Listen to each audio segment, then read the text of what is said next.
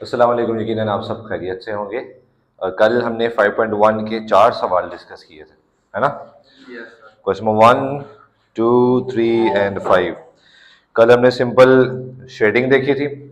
Shading के साथ हमने फिर एक चीज़ देखी थी कि अगर कंडीशन गिवन हो, for example y greater than equal to 0 या x greater than equal to 0, तो इस केस में शेडिंग कैसे करेंगे। और हमने एक लीनियर इनइक्वालिटी के केस में, दो लीनियर इनइक्वालिटी के केस में या तीन लीनियर इनइक्वालिटी के केस में शेडिंग कैसे करनी है या सोल्यूशन सेट कैसे निकालना, वो देखा था। आज आज नई चीज जो हम ऐड करेंगे वो है कॉर्नर पॉइंट्स। जैसे क्वेश्चन नंबर 4 का एक पार्ट पहले मैं लिख लेता हूं।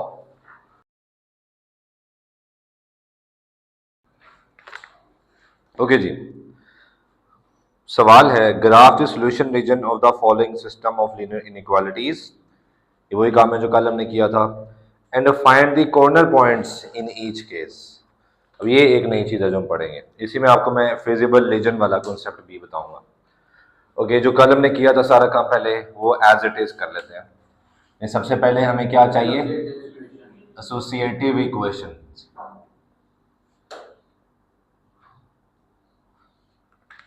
तो उसके लिए क्या करना होता है? इनइक्वालिटी को इक्वालिटी में कन्वर्ट करना होता है। 3x plus 7y equals to 21 and 2x minus y equals to -3। सही हो गया। अच्छा, यहाँ पे कॉर्नर पॉइंट भी फाइंड करने हैं। कॉर्नर पॉइंट के लिए हमें इक्वेशंस को सॉल्व भी करना पड़ सकता है। इक्वेशंस को तो इसलिए मैं इन इक्वेशंस को भी नाम दे देता हूँ 3, 4। सही हो गया, हो गया। अब एसोसिएटिव इक्वेशंस के बाद हमने क्या निकालना होता है? इनके ग्राफ बनाने के लिए हमें इनका एक्स इंटरसेप्ट और वाई इंटरसेप्ट चाहिए। तो अगर पहले मैं एक्स इंटरसेप्ट निकालना चाह रहा हूं तो उसके लिए y0, y0 पुट किया तो वाली टर्म खत्म। 3x इक्वल्स टू 21, x की वैल्यू 7। इसको पॉइंट की फॉर्म में लिख लें। मतलब पहले हमेशा क्या लिखते हैं? x, और y क्या पुट किया था? 0। सही हो गया। इसमें y0 पुट किया, y वाली टर्म खत्म। क्या रह गया? x की वैल्यू आ गई -3/2। अगर इसको डेसिमल फॉर्म में लिखूं तो ओके जी, x है -1.5 और y 0। सही हो गया। ये x इंटरसेप्ट दोनों का निकाल लिया। अब y इंटरसेप्ट के लिए x को 0 पुट करना है। अब x 0 पुट करूंगा तो x वाली टर्म खत्म। 7y इक्वल्स टू 21, 7 इस तरफ आके डिवाइड होगा 3। इसको पॉइंट की फॉर्म में लिख लें। वेरी गुड, x 0 और y 3 आ गया। x 0 पुट किया, x वाली टर्म खत्म। y की वैल्यू आ गई 3, 0, 3। ओके, इस लाइन के ग्राफ इन दो पॉइंट से बनेगा ए बी, और इस लाइन का ग्राफ सी और डी की मदद से बनाएंगे। ये तो हो गया, ए बी से लाइन हमारे पास मिलेगी और सी डी से ये वाली लाइन मिलेगी। इनइक्वालिटी के ग्राफ के लिए में शेडिंग करनी होती है, और शेडिंग के लिए क्या चीज जरूरी है? वेरी गुड, टेस्ट पॉइंट हमने भी चेक करना है हमें। Put x equal to y equal to 0 in 1 and 2। Equations नहीं है ये इनइक्वालिटीज है। टेस्ट पॉइंट हमेशा इनइक्वालिटी में चेक करना होता है, इक्वेशन में ना पुट कर दीजिएगा। ठीक है, ओके जी। x और y दोनों 0 पुट किए तो 0 plus 0, 0 less than equals to 21। अब 0 21 से छोटा होता है, छोटा होता है, तो ये ट्रू है जी। x और y 0 पुट किए तो 0 लेस देन इक्वल्स टू -3, ये भी ट्रू है, ये ट्रू है। 0 नेगेटिव वैल्यू से बड़ा होता है, तो ये क्या है? फॉल्स। सही हो गया। अब ट्रू का मतलब क्या था कि शेडिंग किस तरफ होगी? Towards origin. और फॉल्स का मतलब अवे फ्रॉम ओरिजिन, ओरिजिन की दूसरी तरफ। सही हो गया। ग्राफ बनाते हैं। ग्राफ बनाने के लिए हमारे पास मैक्सिमम वैल्यू 7 है।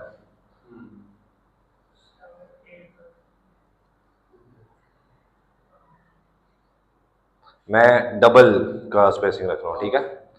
2, 4, 6, 8।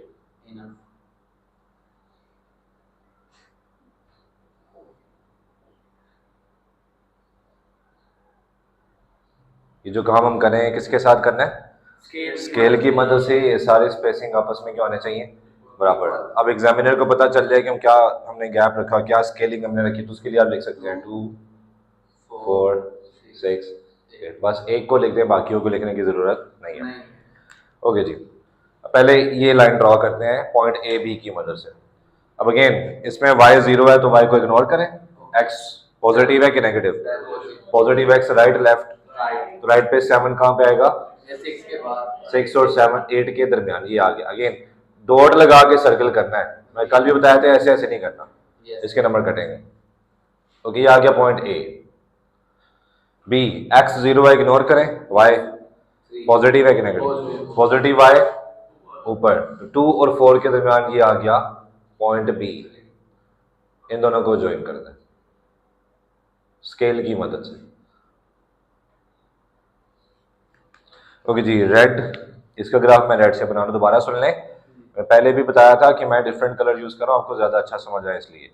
आप बोर्ड में सिर्फ ब्लैक और ब्लू यूज कर सकते हो, ठीक है, व्हाइट यूज नहीं करना। ओके जी, y 0 इग्नोर करें, x पॉजिटिव है कि नेगेटिव, नेगेटिव x कहाँ पे आएगा, वेरी गुड, लेफ्ट पे, तो 1.5, ये 2 है और ये 1 है, तो 1 और 2 के दरमियान ये 1.5, सही हो गया। ये है point C। x 0 ignore, y positive है, पॉजिटिव y ऊपर, तो ये भी 3 पे आएगा, 2 और 4 के दरमियान ये 3, b के ऊपर ही आ जाएगा पॉइंट डी बी। तो इन दोनों पॉइंट्स को ज्वाइन कर दें, ये दूसरी लाइन का ग्राफ बन गया। अब शेडिंग करनी है, शेडिंग से हमें कॉमन रीजन पता चलेगा, ठीक है, शेड करेंगे नहीं लेकिन कॉमन रीजन पहले निकाल लेते हैं। ब्लैक वाला देखें ट्रू है, तो इसकी शेडिंग ओरिजिन की तरफ, ओरिजिन किधर आ रहा है, नीचे, तो इसकी शेडिंग नीचे की तरफ होगी ऐसे। रेड वाला एक मिनट बना सकते हो, नहीं भी बनाओगे चलेगा, अगर बना लेते तो छोटे छोटे बनाना, कोई इशू नहीं है। ये फॉल्स है तो इसकी शेडिंग ओरिजिन के दूसरी तरफ, यानी ये रेड लाइन है, ओरिजिन इस तरफ है, क्योंकि ये फॉल्स है तो इसकी शेडिंग ओरिजिन की तरफ नहीं दूसरी तरफ होगी, इस तरफ, सही हो गया। अब देखिए कॉमन रीजन क्या आ रहा है, क्या ये वाला, यहाँ पे तो रेड की शेडिंग नहीं आ रही, यहाँ पे ब्लैक और रेड दोनों की शेडिंग नहीं आ रही, यहाँ पे सिर्फ रेड की शेडिंग आ रही है, ब्लैक की नहीं आ रही। अब यहाँ पे देखें ये ऑनवर्ड जितना भी है इसमें ब्लैक की शेडिंग भी आ रही है, रेड की शेडिंग भी आ रही है, तो ये कॉमन रीजन है, सही हो गया।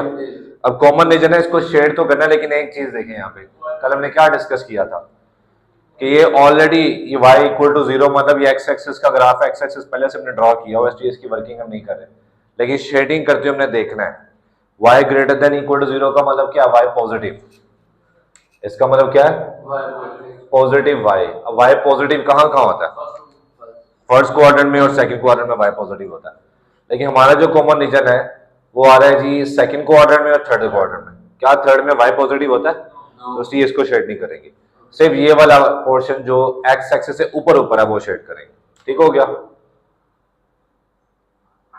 अब देखें ये इनफाइनाइट तक जा रहा है ऐसे, लेकिन हमने थोड़ा सा इसको सिलेक्ट कर लिया क्योंकि हम जितना मर्जी शेड करते रहे वो खत्म नहीं होगा, तो इस तरफ हमने खुद ही थोड़ा सा सिलेक्शन ले ली। लेकिन यहाँ पे देखें जरा, आप शेड करने के बाद सवाल में क्या लिखा था, ऑल्सो फाइंड कॉर्नर पॉइंट्स। अब इस शेडेड रीजन के कॉर्नर पॉइंट फाइंड करने हैं। अब कॉर्नर पॉइंट क्या होते हैं,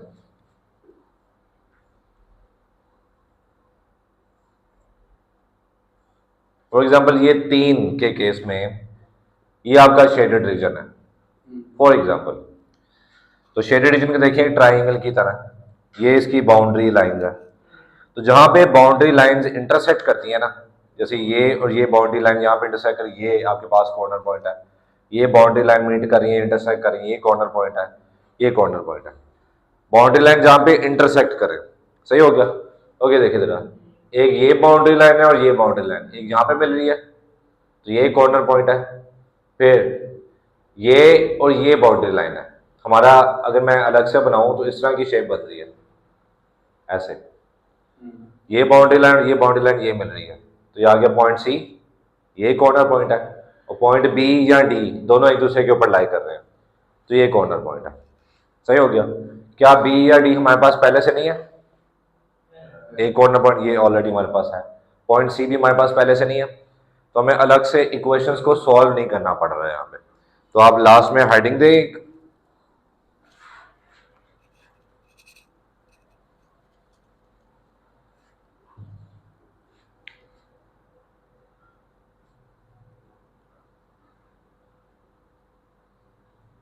कॉर्नर पॉइंट्स, और जितने भी कॉर्नर पॉइंट्स आपको नजर आ रहे हैं, 2 है, 3 है, 4 है, 5 है, वो लिखने, फिलहाल 2 ही है।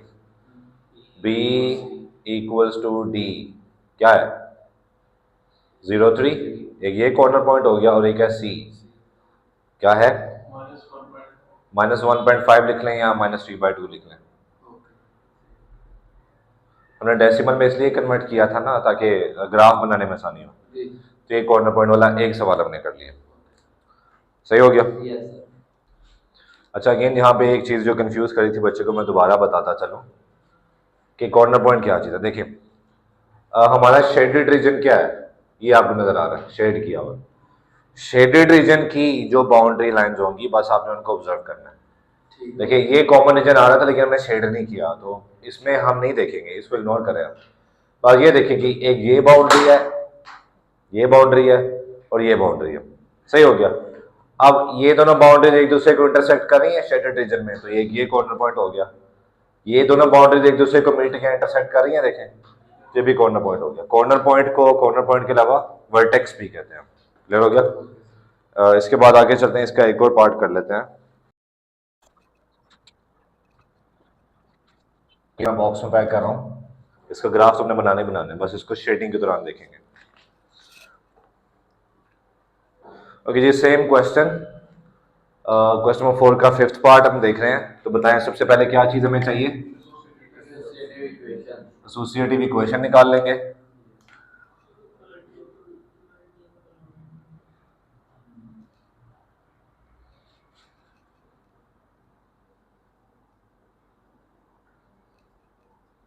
अब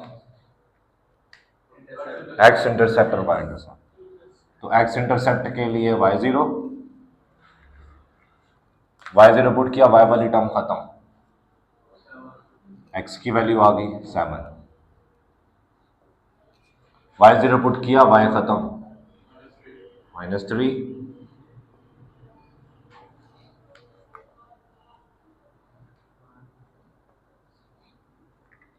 x0 पुट किया, x खत्म,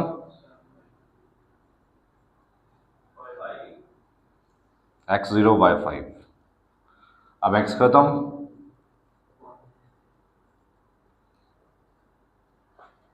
point A B, point C D. अब टेस्ट पॉइंट, टेस्ट पॉइंट के बगैर हम इनइक्वालिटी का सोल्यूशन सेट नहीं निकाल सकते, मतलब आपके केस में सेकंड ईयर तक। Put x equal to y equal to 0 in 1 and 2, 0 plus 0, 0 less than equals to 35, तो ये क्या है ट्रू।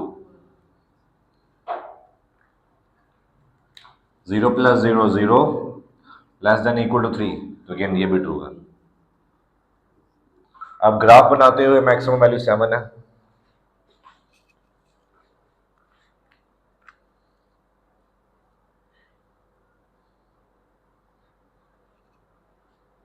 टू 4 6 8 ले सकते हैं, 1 के साथ भी ले सकते हो, 1 2 3 4 5 6 7 8, कोई इशू नहीं।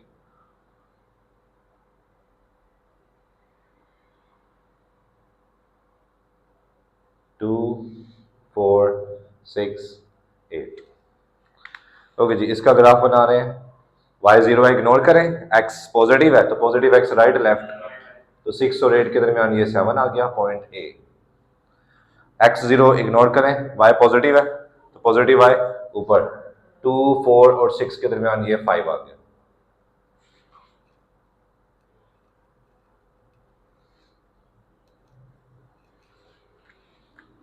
y0 इग्नोर करें, x नेगेटिव है तो नेगेटिव x लेफ्ट साइड पे, 2 और 4 के दरमियान ये आ गया C पॉइंट। x0 इग्नोर करें, y पॉजिटिव 1 है तो पॉजिटिव 1 ऊपर, 2 है और 2 के दरमियान में ये 1 आ गया D।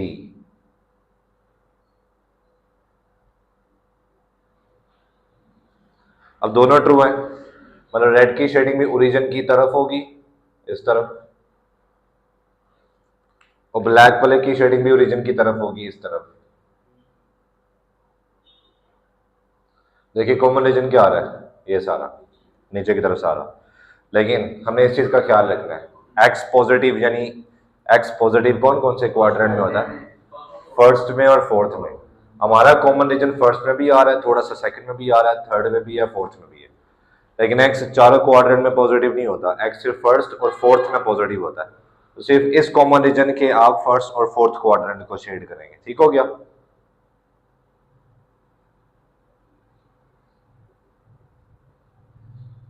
ओके अब इसके कॉर्नर पॉइंट निकालने हैं। देखें ये तो चलता जा रहा है, इसका कोई कॉर्नर नहीं आएगा। यहां पे देखें ये बाउंड्री है, मतलब शेडेड रीजन की बात करूं तो ये बाउंड्री लाइन है, ये बाउंड्री लाइन है, ये यहाँ पे मीट कर रहा है पॉइंट डी पे, तो एक कॉर्नर पॉइंट आ गया डी। फिर ये एक बाउंड्री लाइन और ये बाउंड्री लाइन, ये दोनों मीट करिए यहाँ पे। अब ये हमारे पास नहीं है तो इसको मैं नाम दे देता हूँ ई, ये हमारे पास यहाँ पे नहीं है पॉइंट तो इसको मैं नाम दे देता हूँ ई। फिर अगेन ये बाउंड्री लाइन और ये बाउंड्री लाइन नहीं है, ये आगे चलता जा रहा है, तो ए आपका बाउंड्री लाइन में नहीं आएगा, क्योंकि देखें ये ए ऐसे दरमियान में आ रहा है, बाउंड्री के ऊपर आ रहा है। अगर तो ना हमारी ये शेडिंग आगे ना चलता, ये ऐसे होता, तो फिर ए को मैं समझता कि ये बाउंड्री लाइन के मिलने से बन रहा है, तो इसको मैं कहता कि कॉर्नर पॉइंट है, लेकिन ये नहीं बन रहा, ये ए बाउंड्री लाइन के ऊपर आ रहा है, ये कि दो लाइंस के मिलने से नहीं बन रहा। देखें ये सिर्फ एक ही बाउंड्री लाइन है, किसी और बाउंड्री लाइन के आपको मैं लाइन नजर आ रही कोई और बाउंड्री लाइन ए के आसपास नहीं, तो इसलिए ये ए कॉर्नर पॉइंट नहीं है। क्लियर, कोई सवाल, पक्की बात है, ठीक हो गया। तो भी हमारे पास कितने कॉर्नर पॉइंट आए हैं, ई डी, और अगर मैं बात करूं ओरिजिन, ओरिजिन भी ऐसे देखें, ये डी लिखा हुआ है तो यहाँ पे ऐसे ओरिजिन ओ के ऊपर आ रहा है, लाइन के ऊपर आ रहा है, ये किसी बाउंड्री दो बाउंड्री लाइन के मिलने से नहीं बन रहा, ठीक है। ये जो ओ है ओरिजिन 0 0 ये लाइन के ऊपर आ रहा है, यहाँ पे कोई दूसरी बाउंड्री लाइन इंटरसेक्ट नहीं कर रही, तो सिर्फ दो कॉर्नर पॉइंट है, एक है डी और एक है ई। बाउंड्री देखो, एक ये बाउंड्री है, ये एक ये बाउंड्री है डी ई, और एक ये ई ए की तरफ आगे एक्सटेंड होती जा रही है। अब देखो सिर्फ दो कॉर्नर पॉइंट्स आ रहे हैं ई और डी, ये भी आगे चलता जा रहा है, ये भी आगे चलता जा रहा है, तो बाउंड्री लाइन के ऊपर इनफाइनाइट पॉइंट्स हैं, जैसे इसको नाम दिया हुआ ए, ये भी तो पॉइंट्स हैं, इनको हमने नाम नहीं दिया, तो ये पॉइंट्स आपके कॉर्नर पॉइंट्स नहीं है, बस ये बाउंड्री के ऊपर आ रहे हैं। लेकिन ये ई एक ऐसा कॉर्नर पॉइंट है, एक ऐसा पॉइंट है जो दो लाइंस के ऊपर आ रहा है, देखो इसके ऊपर भी आ रहा है, इसके ऊपर भी आ रहा है, ये दो लाइंस के इंटरसेक्ट करने से बन रहा है, दो बाउंड्री लाइन के इंटरसेक्ट करने से जो पॉइंट बनेगा वही कॉर्नर पॉइंट होता है, जैसे ई हो गया और डी हो गया। वही तो कह रहा हूँ, ए लाइन के ऊपर आ रहा है, एक ही लाइन के ऊपर आ रहा है, एक किसी और बाउंड्री लाइन के ऊपर आ रहा है, देखो, लेकिन वो ब्लू वाली लाइन बाउंड्री लाइन नहीं है, सही हो गया। क्योंकि ये देखो अगर ऐसा होता ना,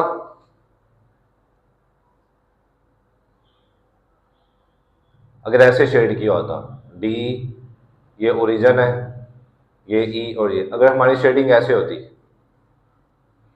ऐसे ना होती, तो अब देखो ये दो बाउंड्री लाइन के ऊपर आ रहा है डी, कॉर्नर पॉइंट है, ये भी कॉर्नर पॉइंट है, दो बाउंड्री लाइन मीट कर रही है, देखो ई दो बाउंड्री लाइन मीट कर रही है, भी कॉर्नर पॉइंट है, दो बाउंड्री लाइन मीट करी भी कॉर्नर पॉइंट है।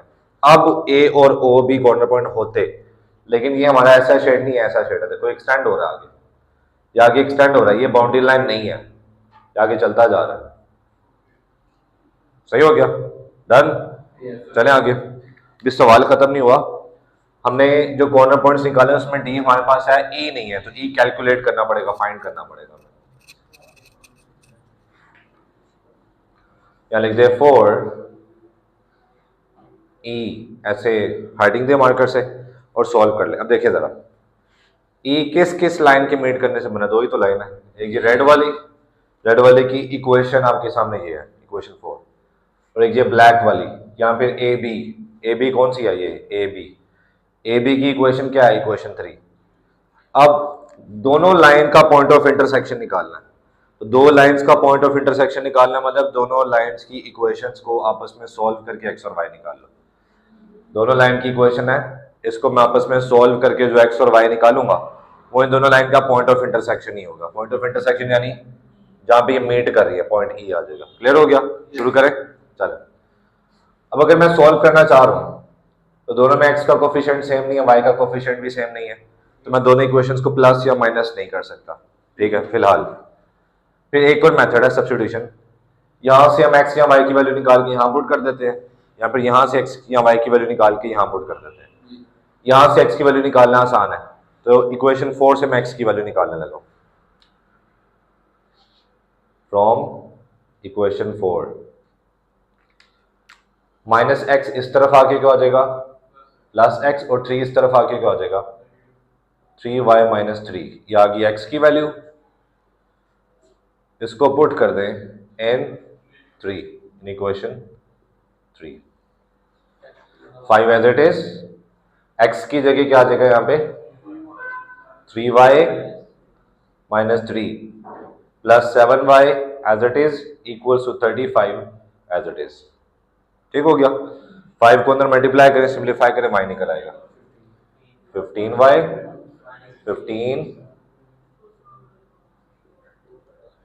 15y plus 7y 22y minus 15 इस तरफ आगे प्लस हो जाएगा 50, 22 इस तरफ आगे डिवाइड होगा तो y की वैल्यू आ गई 50/22। ये सिंप्लीफाई हो रहा है, मजीद कटिंग हो रही है, तो y की वैल्यू आ जाएगी 25/11। x भी तो निकाल लें, तो इस y की वैल्यू को पुट कर दो वापस इन दो में से जिस मर्जी, इन दो को सॉल्व करें ना, तो y की वैल्यू इसमें जिसमें मर्जी पुट कर दो, इसमें भी पुट कर सकते हैं आप। ठीक है, इसको फिर नाम देना पड़ेगा आपको 5। 4 में भी कर सकते हो, 3 में भी पुट कर सकते हो, और इसमें भी पुट कर, ये ऑलरेडी हमने अरेंज की हुई है ना। 3 एज इट इज, y की जगह आ गया 25/11 minus 3 as it is equal to x। Calculate करें,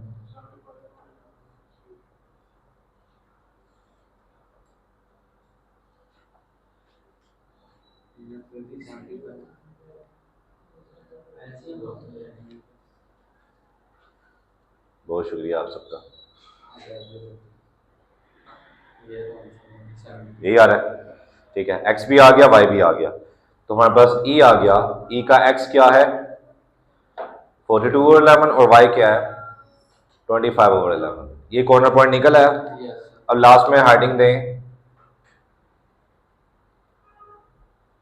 कॉर्नर पॉइंट्स, और सारे कॉर्नर पॉइंट्स लिखते हैं। सारे क्या, दो ही हैं, एक है d और एक है e। d क्या था 0, 1, और एक है e 42/11 25/11। बहुत शुक्रिया, सवाल खत्म। कुछ पूछना है? ये दोनों इक्वेशन को प्लस माइनस कर सकते हैं, लेकिन कब? फॉर एग्जांपल यहाँ पे x का कोफिशिएंट 5 है, यहाँ पे 5 होता तो फिर आप प्लस या माइनस करते तो x कट जाना था, लेकिन वो नहीं है, वो भी सही है। मतलब अगर आप यहाँ पे सबको 5 से मल्टीप्लाई कर दें, यहाँ पे -5x बन जाएगा, फिर आप प्लस कर लें, वो भी ठीक है। मतलब कोफिशिएंट सेम करके प्लस माइनस कर लें, या सब्स्टिट्यूशन कर लें, या एक और मेथड एलिमिनेशन है। ये सारे मेथड आपने छोटी क्लासेस में पढ़े हैं। हाँ, सब्स्टिट्यूशन में से सबसे ज़्यादा आसान है। ठीक हो गया?